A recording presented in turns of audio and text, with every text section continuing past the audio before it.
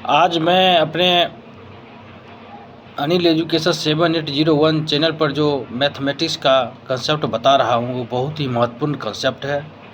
इसमें जो भी कंसेप्ट दिए गए हैं उसको आप यदि सही से देखते हैं तो महत्तम लघुत्तम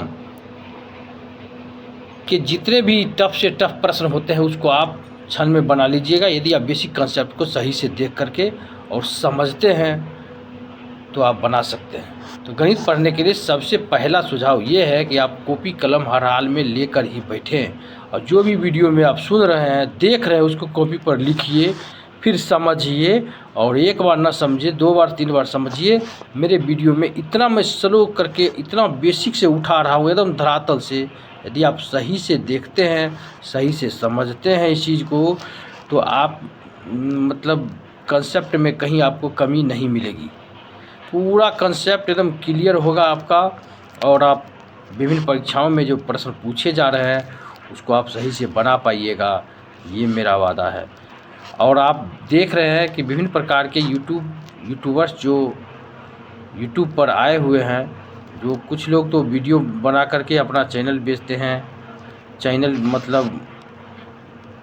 को ज़्यादा से ज़्यादा सब्सक्राइबर बढ़ाते हैं, व्यूअर्स बढ़ाते हैं और उनके बढ़ाने का मकसद ये होता है कि ज़्यादा से ज़्यादा व्यूअर्स मेरे कंट्रोल में हो जाएंगे तो मैं अपना कोर्स बेचूंगा। जितना दिन में 10 दिन का 100 में 300 में 400 में कोर्स लीजिए और परीक्षा में 90% अंक ले आइए।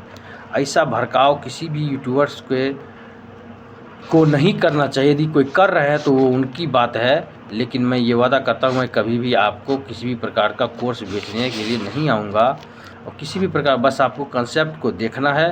और कोई भी यूट्यूबर यदि आपको 6 महीने का कोर्स बेच करके दावा कर रहा है कि मैं ये प्रश्न पूछेगा हर हाल में, वो सभी गलत है। आप बेसिक रूप से तैयार करिए, आप स्वतः देखिएगा कि बिना किसी के कोर्स खरीदे ही बेसिक रूप से यदि आप पढ़ रहे हैं तो उसका आपको परीक्षा में आपको अच्छा महसूस होगा। जो कंसेप्ट से यदि आप देखते हैं तो कहीं न कहीं आपको अच्छा लगेगा और इसी अच्छाई के साथ आप मेरे क्लास में बने रहिए और आप स्वयं महसूस करिएगा कि मैं जो कंसेप्ट कह रहा हूँ वो सही है, एकदम क्लियर सही है। और आगे आप भी सही का कमेंट लाइक करके बताइएगा। अब आप आ जाइए हमारे अनिल एजुकेशन के अगले पेज पर। आप जैसा कि अपने मोबाइल के स्क्रीन पर देख रहे हैं कि मैंने पिछले वीडियो में महत्तम लघुत्तम चैप्टर को बेसिक रूप से समझाया है, उसी से संबंधित कुछ महत्वपूर्ण बेसिक कंसेप्ट को लेकर आपके सामने आया हूं। जो आप देखिए लिखा हूं यहाँ पर अनिल एजुकेशन 7801 मैथमेटिक्स। यहाँ पर लिखे हुए हैं, जब दिए गए संख्याओं का आधार समान हो तो वो अधिकतम घात वाला पद या संख्या ही लॉसव होता है। मतलब जब संख्याओं का घात वाला जब रहेगा, आधार घात वाला प्रश्न, तो उसको कैसे बनाते हैं। जब इसमें आप देख रहे हैं दिए गए संख्या ये सब प्रश्न हैं, जैसे 2 पर पावर 2, 2 पर पावर 3, 2 पर पावर 5, 2 पर 5, 2 पर पावर 10 का लघुत्तम ज्ञात करना हो, इस टाइप का यदि प्रश्न हो तो आपको सबसे पहले इसके आधार को देखना है। तो आधार 2 है, इसमें भी 2 है, मतलब आधार समान हो।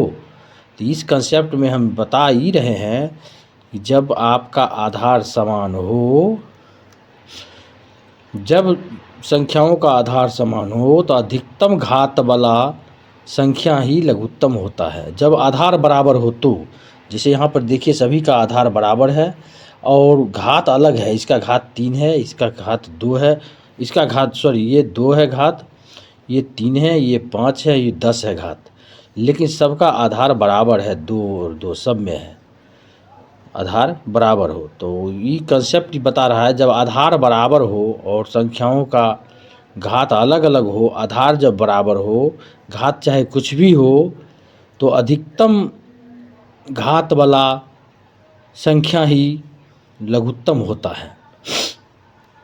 तो आप देख रहे हैं प्रश्न में अधिकतम घात वाला आधार समान है, अधिकतम घात वाला अंक 2 पर पावर 10 है ये, और ये अधिकतम घात इसमें दिख रहा है। तो इसका यदि लघुत्तम पूछेगा तो सबसे अधिकतम घात वाला इस सभी में देखते हैं तो 2 पर पावर 10 ही होता है। तो इसका लघुत्तम LCM, इसको LCM लोएस्ट कॉमन फैक्टर 2 पर पावर 10 हुआ इसका आंसर। ठीक, अभी लघुत्तम का ही हो गया। अब इसी प्रकार यदि महत्तम का रहे तो उसका भी कंसेप्ट बस जस्ट इसी का उल्टा है। जब संख्याओं का आधार समान हो, देखिए यहाँ पर 2 नंबर पर लिखा हुआ है, जब संख्याओं का आधार समान हो तब न्यूनतम घात वाला संख्या ही दिए गए संख्याओं का महत्तम समावर्तक होता है। मतलब जब आधार बराबर हो और घात अलग अलग हो तो न्यूनतम मतलब सबसे कम घात वाला, न्यूनतम घात वाला संख्या ही सभी संख्याओं का महत्तम समावर्तक होता है। तो आप प्रश्न में देख रहे हैं 3 पर पावर 4 है और ये 3 पर पावर 6 है, 3 पर पावर 8 है, 3 पर पावर 5 है। इस सभी में फिर अब देखिए आधार 3 है इसका और घात इसका 4 है। इसमें आधार 3 है और इसका घात 6 है। इसमें आधार 3 है और घात 8 है। इसमें आधार 3 है और घात 5 है। तो इसमें भी देख रहे हैं कि सभी का आधार बराबर है। तो ये बेसिक कंसेप्ट मेरा कह रहा है, जब संख्याओं का आधार समान हो और महत्तम समावर्तक निकालने के लिए दिया हो तो न्यूनतम घात वाला संख्या मतलब न्यूनतम मतलब सबसे कम घात वाला संख्या ही महत्तम समावर्तक होता है। तो महत्तम समावर्तक, जैसे इसको महत्तम समावर्तक कोई पूछ देगा आपको निकालने के लिए तो महत्तम न्यूनतम घात देखिए अब सबसे छोटा घात कौन सा है, 3 पावर 4, 3 पावर 6, 3 पावर 8, 3 पावर 5, सबसे छोटा घात 3 पर पावर 4 है ये।